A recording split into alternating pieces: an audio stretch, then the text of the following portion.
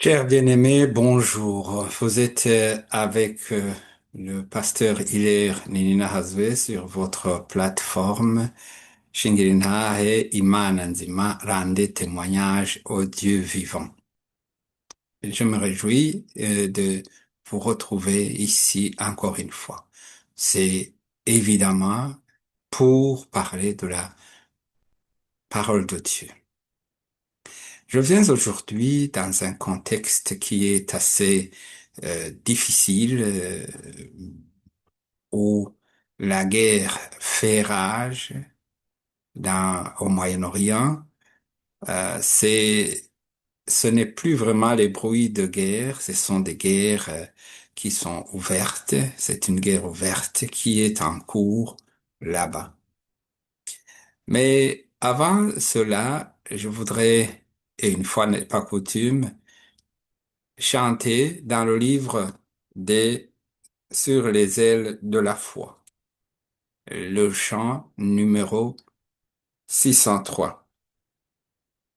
Chantez. Mon Jésus, je t'aime, je te sais à moi. Auquel charme extrême m'en retient à toi. Les plaisirs du monde ne m'attire plus. Ton amour m'inonde, je t'aime, mon Jésus. Mon Jésus, je t'aime, car tu m'as sauvé. En t'offrant toi-même, ton sang m'a lavé. Sur la croix bénie, pour moi tu mourus. Ta mort est ma vie, je t'aime, mon Jésus. Qu'ici-bas je t'aime jusque dans la mort, à l'heure suprême du dernier effort. Ma voix expirante ne s'entendra plus. Sachez que je chante, je t'aime, mon Jésus. Je verrai ta face, quel ravissement. Je louerai ta grâce éternellement et dirai sans cesse avec les élus, l'hymne d'allégresse, je t'aime, mon Jésus. Jésus, il est le chemin, la vérité et la vie. C'est par lui que nous avons été sauvés et c'est lui que nous attendons et c'est lui notre destinée. Aujourd'hui, je viens, comme je l'ai dit tout à l'heure, dans un contexte difficile, un contexte qui ne fait aucun doute sur les temps que nous vivons. Nous vivons les temps de la fin. Nous avons déjà eu à traiter de ce dossier ou de ce chapitre, mais nous vivons les temps de la fin. Le corps du Christ ne doit pas se diviser à cause des événements qui sont en cours en Israël, aux USA ou en Iran. Ce n'est pas le moment. La première chose que je devrais vous lire, ou le premier passage que j'aime vous lire ici, c'est ce passage qui se trouve dans Matthieu 7, 12, qui nous dit, tout ce que vous voulez que les hommes fassent pour vous, faites-le de même pour eux, car c'est la loi des prophètes. Je répète, tout ce que vous voulez que les hommes fassent pour vous, faites-le de même pour eux, car c'est la loi des prophètes. Et par opposition, tout ce que vous ne voulez pas que les autres fassent pour vous, eh bien, ne le faites pas. Ne le faites pas. Le discours de Jésus n'est ni contradictoire, ni partial. Le discours de Jésus-Christ est correct et juste. Nous avons remarqué à la fin du mois de février 2026 qu'il y a eu des bombardements sur un pays du Moyen-Orient et qui ont été lancés.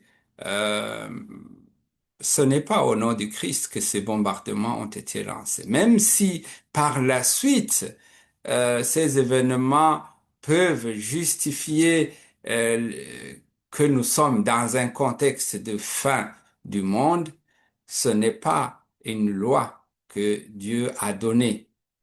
Mais nous sommes ici dans un contexte qui avantage horriblement le malin, le père du mensonge, parce que il est question d'envoyer beaucoup de milliers de gens à la mort avant qu'ils ne se répandent, avant qu'ils ne reçoivent le Seigneur Jésus-Christ comme Seigneur et Sauveur. Et nous savons que le seul chemin qui mène au paradis, qui mène à lui, c'est justement Jésus-Christ. La prophétie parle des événements qui auront lieu à la fin des temps. Ce que nous connaissons aujourd'hui, et je le répète encore une fois, ce n'est pas une guerre sainte, pas du tout. Nous observons aujourd'hui beaucoup d'orateurs qui tordent à tort ou à raison la parole de Dieu et qui donnent des interprétations à des passages qui, au fond, veulent signifier autre chose. Vous m'excusez, j'ai dit qui tordent à tort ou à raison. Non, ceux qui tordent, tordent.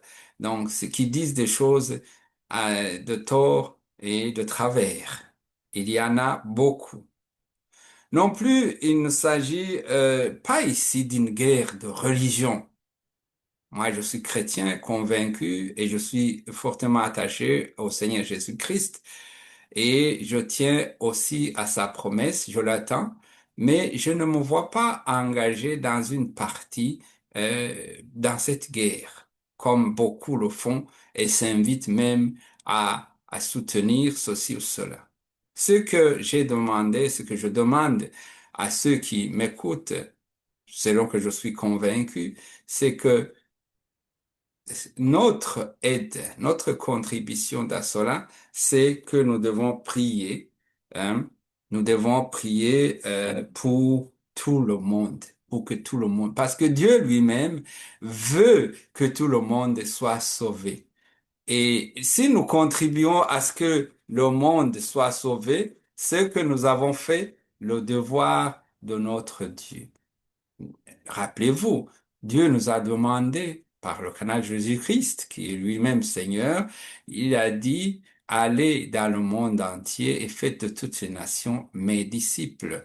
Et ceux qui croiront, baptisez-les au nom du Père, du Fils et du Saint-Esprit. C'est là notre devoir. Moi, j'ai déjà entendu des gens dire que tel missile ou tel pays ne me fait pas peur. Il n'est pas question d'avoir peur, de ne pas avoir peur. Il est question aujourd'hui d'écouter la parole de Dieu et de la mettre en exécution. Il est question de garder la foi en Christ, quoi qu'il arrive. Quoi qu'il arrive, nous devons garder la foi en Christ. Évidemment, nous vivons des périodes où tout n'est pas permis de dire, mais faut-il respecter ou obéir aux hommes qu'à Dieu? Nous devons obéir à Dieu en annonçant la nouvelle, la bonne nouvelle de l'évangile de paix. L'évangile de paix, c'est ce que nous annonçons. Dans la lettre aux Corinthiens, la deuxième lettre que Paul a écrite aux Corinthiens, nous trouvons un passage qui nous parle de façon, euh, disons, explicite de chapitre 2, non, 2 Corinthiens, chapitre 6, verset 17. Il est dit ceci.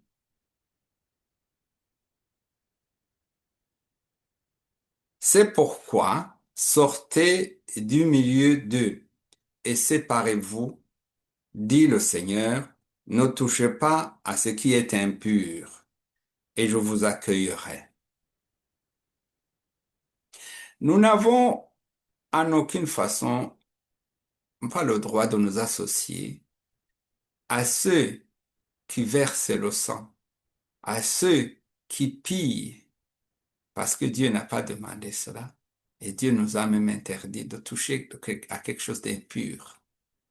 Nous voyons le monde qui nous entoure. Il y a plein de choses qui se passent et qui dépassent notre entendement. Je ne suis pas ici pour prétendre que je comprends toute la Bible. Non, je n'en ai même pas besoin. La parole qui me sauve, je l'ai déjà reçue et j'ai reçu Christ. Et je crois que nous ne devons pas nous battre maintenant pour mémoriser la Bible absolument. C'est bien de la connaître, de connaître son contenu.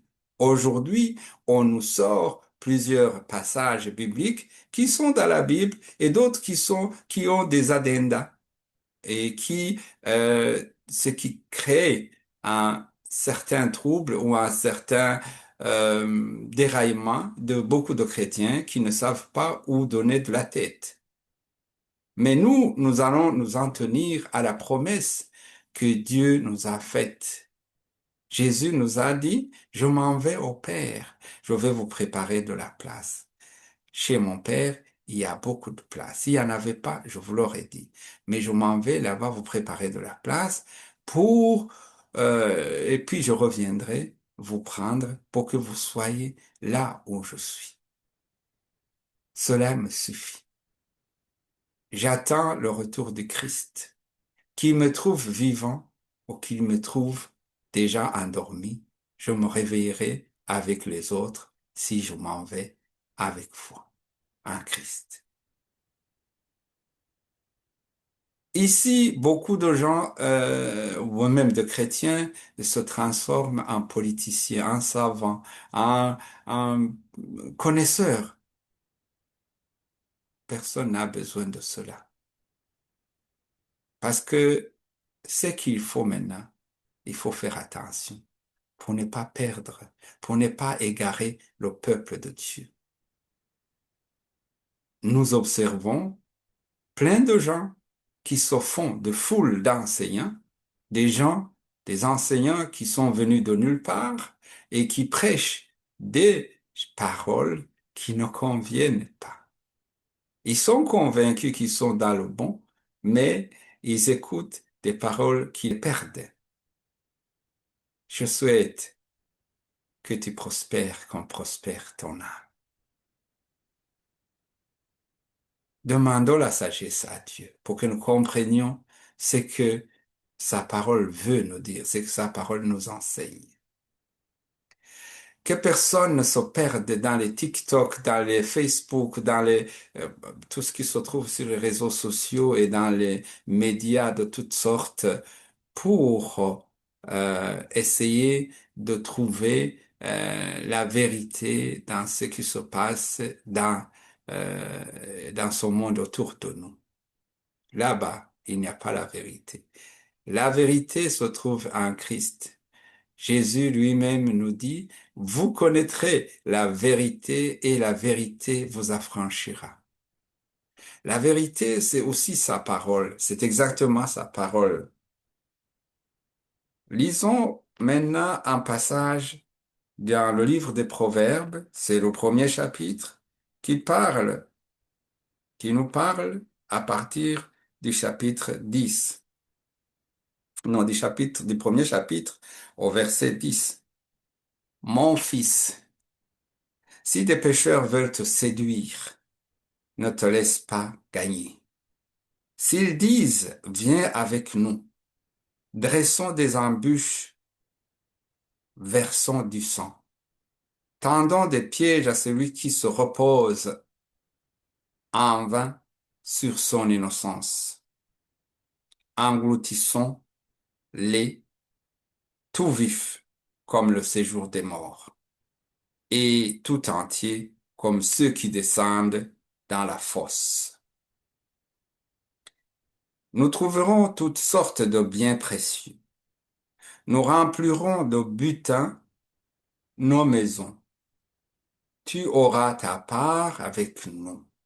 Il n'y aura qu'une bourse pour nous tous. Mon fils, ne te mets pas en chemin avec eux. Détourne ton pied de leur sentier, car leurs pieds courent au mal et ils ont hâte de répandre le sang. Aujourd'hui, nous avons beaucoup de personnes qui se sont fait des amis, des gens qui versent du sang, des gens qui mentent, des gens qui volent. Je crois que à ce moment, le temps est venu pour que nous recherchions vraiment le chemin du Seigneur. Le temps est venu pour nous débarrasser, pour nous distancer de ceux qui peuvent nous distraire. C'est pas le moment de la distraction. Le lucre nous fait perdre notre orientation. Mais non point sur le point sur lequel, ou l'homme sur lequel nous devons nous focaliser, ce n'est nul autre si ce n'est que Jésus-Christ, notre Seigneur et Sauveur. Je dis l'homme parce qu'il est venu en chair et en os comme nous, mais vous le savez, il était 100% homme et 100% Dieu. Ne vous perdez pas dans des discussions inutiles au risque de commettre des péchés dans ce qui se trouve ou ce qui se passe au Moyen-Orient. Comme je l'ai dit, on vous sortira beaucoup de versets bibliques et même des livres pour vous égarer. Mais restez accrochés. J'ai admiré un petit appareil que j'ai découvert quand je suis entré à l'école secondaire. C'est une boussole. Une boussole, c'est un petit appareil qui montre toujours le nord. Que tu descendes dans le trou, que tu ailles à gauche ou à droite, pour la boussole, l'aiguille reste fixée au nord. Restez, gardez vos regards, ou votre regard sur le Christ lui seul.